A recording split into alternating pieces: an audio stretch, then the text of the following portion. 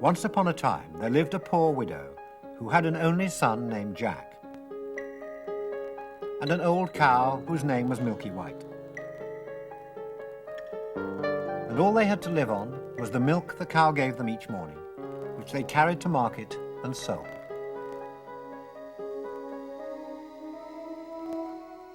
But so very exceptional was this milk, for it was far and wide considered the whitest milk anyone had ever seen, that it fetched quite a handsome price at market.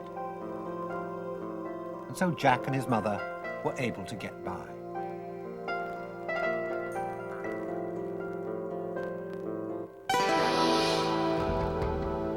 But alas, one rainy morning, Milky White gave them no milk. And the next morning, Milky White gave them no milk.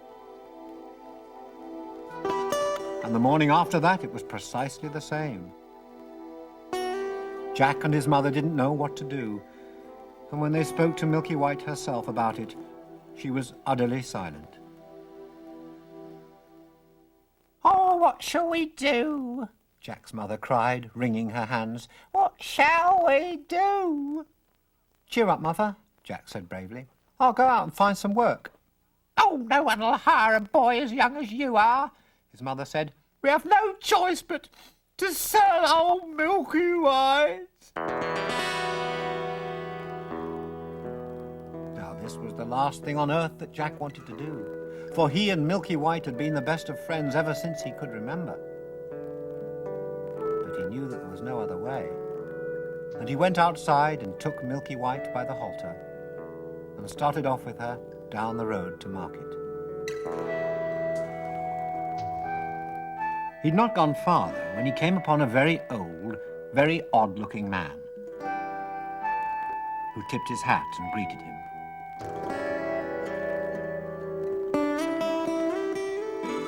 "Good morning, Jack," the man said. "Good morning to you," Jack answered, wondering where this strange man had learned his name. "And where are you off to this bright morning, good Jack?" "I'm going to market to sell our cow," Jack answered, also wondering how this strange man knew that he was good. "Oh, you do look the proper sort of chap to sell cows, don't you? Tell me then, good Jack, if you can, how many beans make 5? "2 in each hand and 1 in your mouth," Jack answered, just as sharp as a needle. "And quite right you are, good Jack, quite right you are. And here they are now, the very beans themselves." And with a great flourish, he pulled out of his tattered waistcoat pocket a number of very strange-looking beans. "And as you are so very sharp, good Jack, I don't mind at all making a swap with you. No, not at all, Jack, not in the very least do I mind. What say you, then, to swapping your old cow for these extraordinary, extravagant, extra-large, extra beans right here?"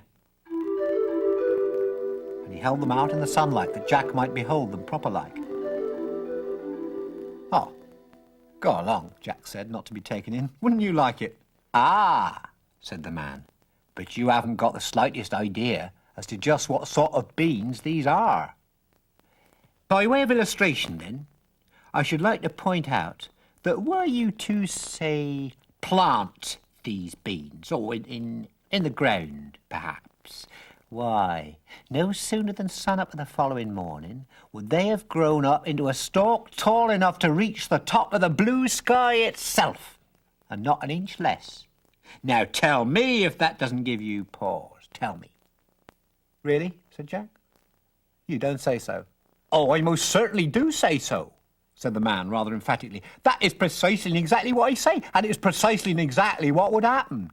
I should stake my very reputation on it." "But I don't know you," Jack returned, "and what sort of reputation has a stranger got to look out for?" Oh, you're a sharpie, Jack, aren't you? I tell you what, if it should happen that anything occurs differently than just as I have described it, in any wise whatever, you can have your cow back. Now there's something, wouldn't you agree?" "Right," says Jack. And right then and there, he handed over Milky White's halter and pocketed the 5 strange-looking beans. Then he bid the strange man a good afternoon and started back home, staring and staring at his wonderful treasure. It was about dusk as Jack got home. And as soon as his mother saw that he didn't have Milky White with him, she became terribly excited and begged Jack to tell her what price he'd fetched for her.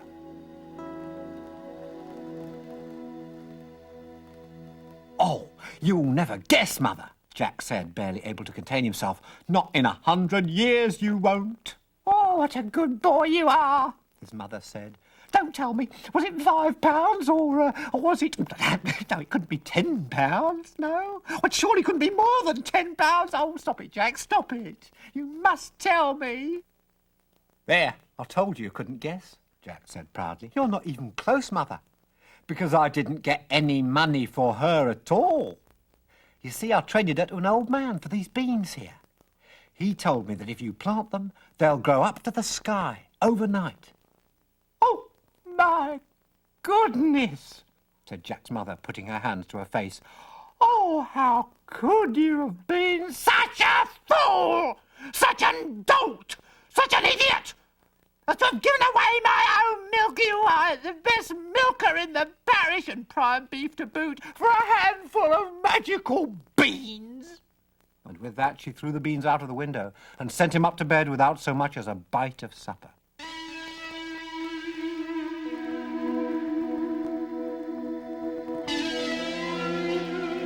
Now poor Jack was deeply saddened. It was not long before he cried himself to sleep. But as he was sleeping, he had the strangest dream that ever was.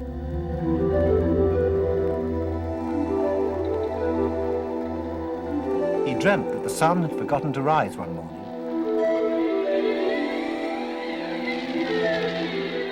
And everything in the world became covered in total darkness.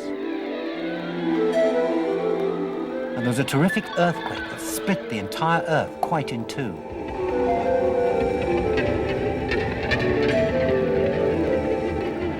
When he woke up, the chair beside his bed had slid all the way to the other side of the room, and there was a strange green hue over everything.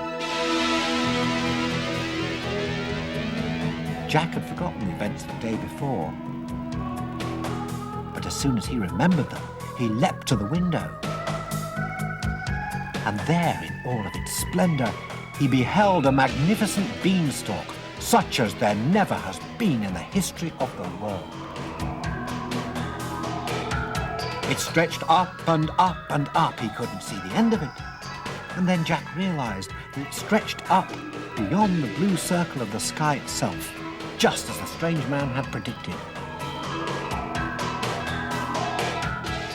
And so, without a moment's hesitation, Jack leapt out of his window onto the beanstalk and began climbing. And he climbed, and he climbed, and he climbed, and he climbed, and he climbed, until at last he was able to touch the surface of the blue sky itself.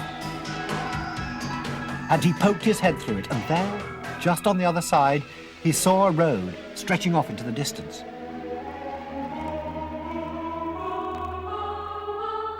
So Jack pulled himself over the edge of the sky and started down the road, thinking of nothing but where he could find some breakfast, for it had been an awfully long climb, and as you will no doubt remember, he hadn't eaten a crumb since the morning of the day before. Now the countryside all around him was unlike anything he'd ever seen. Everything was larger and wilder than what he was used to, and his prospects for finding breakfast seemed, on the whole, rather dim. Then he came upon a great big tall house, larger than any he'd ever seen, and on the doorstep there stood a great big tall woman. "Good morning, Mum," said Jack, quite polite-like, for he was hungry as a hunter. "Could you be so kind as to give me some breakfast?" "There now, you'd better be running along, for I am married to an ogre, and there isn't a thing he prefers for his breakfast to broiled English boys on toast. Run along, then." But Jack's hunger had quite a strong grip on him, and he pleaded, "Please, Mum, I've had nothing to eat since yesterday morning." I may just as well take my chances being eaten by an ogre as die of hunger. Well, said the ogre's wife, that's certainly reasonable enough, then, isn't it? So she took Jack into the kitchen and gave him a chunk of black bread and a chunk of yellow cheese and a jug of white milk, although Jack couldn't help noticing how very much whiter Milky White's milk had always been. Jack had barely finished eating when he heard a thump, thump, thump coming through the house that scared him mostly out of his wits. Oh, goodness gracious, she said. My husband is coming. What shall I do? Quick, hop in here. And she scooped Jack into the oven just as the ogre came into the room. The ogre was a large, wild man, and a smelly one at that. And Jack saw that as he came into the room, he carried the body of a cow slung over his shoulder, which he threw on the floor roughly. Here, wife, broil this for my breakfast. What's that I smell? He inquired. Fee, fi, fo, fum. I smell the blood of an Englishman. Be he alive or be he dead, I'll have his bones to grind my bread. Oh, nonsense, dearie, his wife said cheerfully. Oh, you must be dreaming. Unless, of course, it's the scraps of that English boy you had for yesterday's dinner. Off you go and have a scrub up and tidy yourself, and by the time you come back, your breakfast will be ready. So off the ogre went, and Jack was just about to jump out of the oven when the woman pushed him back in. Wait till he's asleep, said she with a wink. He always has a doze after his breakfast. Well, the ogre returned and ate his breakfast. He burped very, very loudly, sending such an awful stench through the room that Jack thought he would faint dead right then and there in the oven and be discovered. After that, the ogre went to a huge chest and took out a couple of bags of gold, which he sat down and counted, until at last his head began to nod and he fell asleep. He began to snore till the whole house shook again.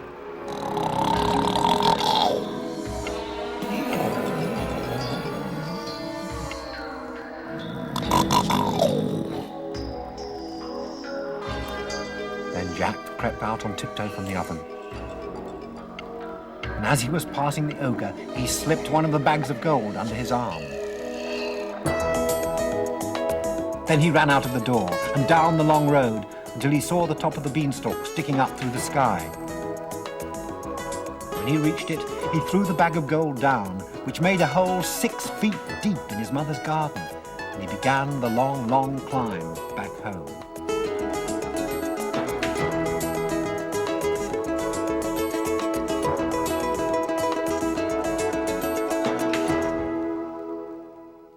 When he reached the bottom, his mother had just fished the bag of gold out from the hole it had made in her garden.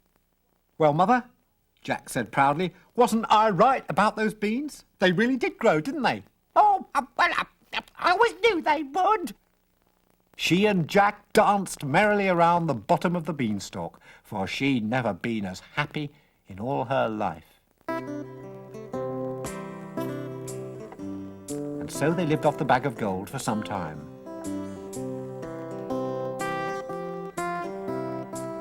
But at last they came near the end of it, and Jack made up his mind to try his luck once more at the top of the beanstalk.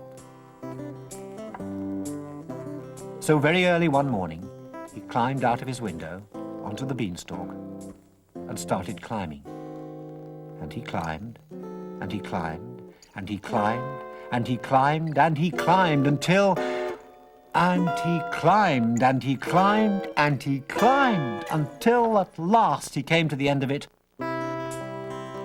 and pulled himself up over the blue sky and started down the road again.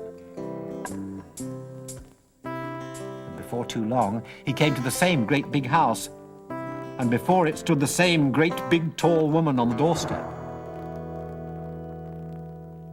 Good morning, Mum, Jack said, as bold as brass. Could you be so good as to give me something to eat? Say there, said the woman. Aren't you the very lad who came out once before? My husband lost one of his bags of gold on the very day you were here. You'd better be running along now before he kills you dead and scrambles you into his eggs and eats you. Imagine that now. Now, that's odd, Mum, Jack replied. Bag of gold, eh? I dare say it has a familiar ring to it, but I could never remember anything too well before breakfast. It's just tragical trying to think on an empty stomach, Mum. Just tragical, that's what it is. Well, the big woman was so curious that she took him into the kitchen and gave him something to eat. But this time Jack ate quickly and greedily, for he knew the ogre's entrance might cut his meal short. Sure enough, no sooner had he his last bite than thump, thump, thump, he heard the giant's footsteps, and the big woman hid Jack away in the oven just as before. And everything else happened just as before. In came the ogre, just as before, and just as before he said, Thumb, and dumped the cow onto the floor. And the ogre's wife cooked it. And the ogre ate it up for breakfast.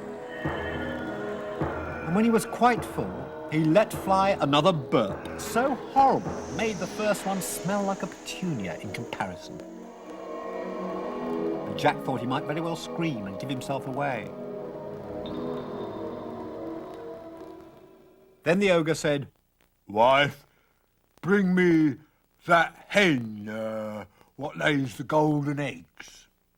And so she brought it in and placed it on the table before him, and the ogre said to it, Lay.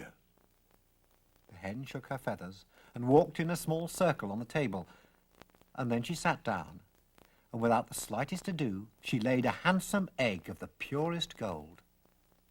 The ogre's head began to nod, and he fell asleep. And just as before, he began to snore so loudly, the whole house shook. As he saw this, Jack crept out of the oven and stole over to where the golden hen was, and before you could say Jack Robinson, he was off. But this time around, the hen gave out a little cackle of gratitude that woke the ogre, and just as Jack was climbing over the doorstep, he heard the ogre calling, Oh, wife, what have you done with my golden hen? And the wife said, Why, my dear? But that was all Jack was able to hear, for he rushed like a madman down the road to the waiting beanstalk and climbed down with all the frenzy of a house on fire. And when he got home, he showed his mother the wonderful hen and placed it on the table and said to it, Lay. And every time he said this to it, it turned a small circle and then laid a perfect egg, just as simple as you please.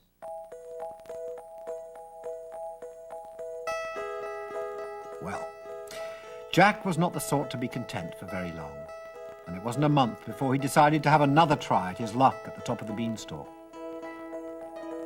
So very, very early one morning, Jack got out of bed, walked to his window, and jumped onto the beanstalk.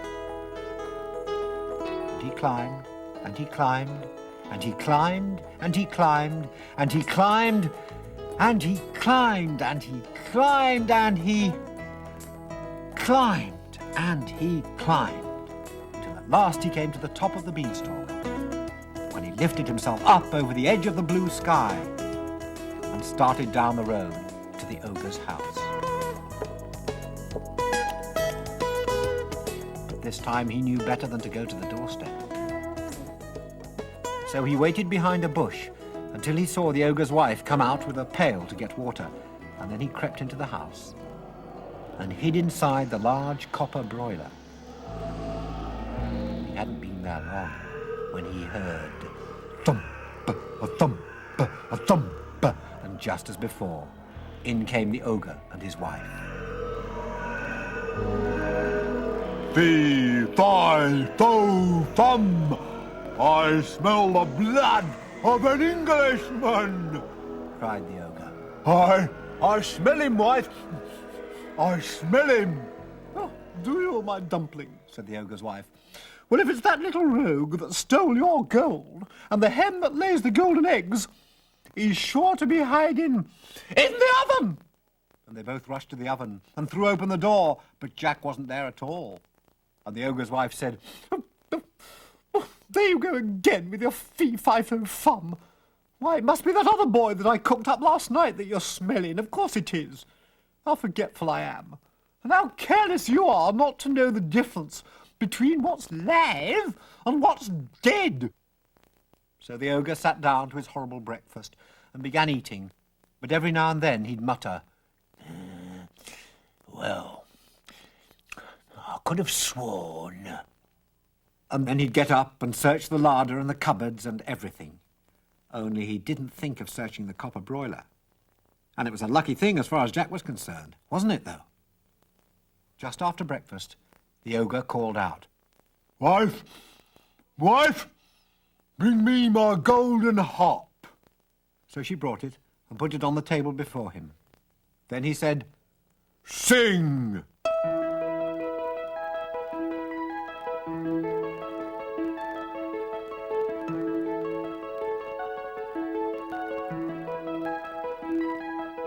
and the harp sang so beautifully that Jack almost poked his head out from the broiler to see it. But he knew that he must wait until the ogre was asleep, and sure enough, the ogre soon fell asleep and began to snore like thunder. Then Jack lifted up the broiler lid very quietly and got down like a mouse and crept on his hands and knees till he came to the table. And up he crawled, caught hold of the golden harp and made a dash for the front door. But even before he reached the door, the harp called out, Master, Master! The ogre woke up just in time to see Jack running off with his harp. Jack ran as fast as he could, and the ogre came rushing after him. He would easily have caught him, but Jack had a head start and dodged him a bit and knew just where he was going. When he finally got to the beanstalk, the ogre was less than 20 yards away. Then the ogre saw Jack suddenly disappear. When he got to the end of the road, he saw Jack climbing down the beanstalk for his dear life. Well, the ogre didn't think the beanstalk would hold his weight, so for a moment he just stood there and watched. But then the harp cried out again, Master, Master! Without thinking, the ogre swung himself down onto the beanstalk, which shook with his weight. Down, down, down climbed Jack, faster than he'd ever gone before, and after him climbed the ogre. This time, when he was about 100 meters up, Jack saw his mother in the garden chopping wood, and he called out to her, Mother, Mother, come quickly and bring the axe. And his mother came rushing over to the beanstalk and looked up and stood frozen with fright.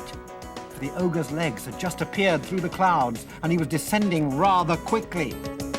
But Jack soon jumped down and grabbed the axe and started chopping away at the beanstalk with every bit of his strength. Now the ogre felt the beanstalk shaking, so he stopped to see what was the matter, which wasn't the thing to do just then. As Jack gave the beanstalk another splendid chop, and it began to give way. And it was just then that the ogre lost his grip and began to fall from the sky. End over end he fell. Until at last he hit the earth and broke his crown not very far from where Jack and his mother were standing. And the beanstalk toppled after him.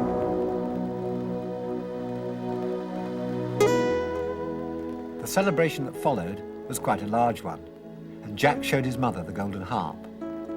After he sold all the golden eggs the hen had laid, Jack and his mother became very rich, and he married a great princess. And they lived very, very, very, very happily ever after.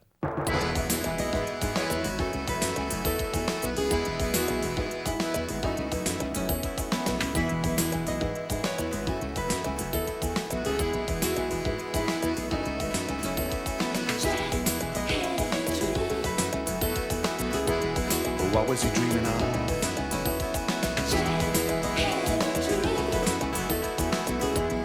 What was he dreaming of? He was dreaming of the magic beans that lay beneath the earth. He was dreaming of a milky white and what she was worth.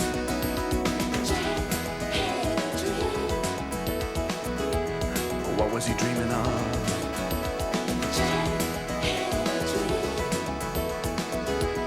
What was he dreaming of? He was dreaming of a bag of gold and his mother's happy face. If he could only bring it all back home and save himself disgrace. Oh, Jack had a dream. what was he dreaming of? Jack had a dream. Oh, what was he dreaming of? Jack had a dream. Wake up. What was he dreaming of? Jack had a dream. Oh, what was he dreaming of?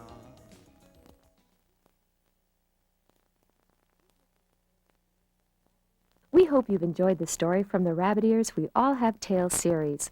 All of the programs are presented by award-winning artists and are also available as compact discs and audio cassettes through Rhino Records, and as books and book audio cassette packages through Picture Book Studio.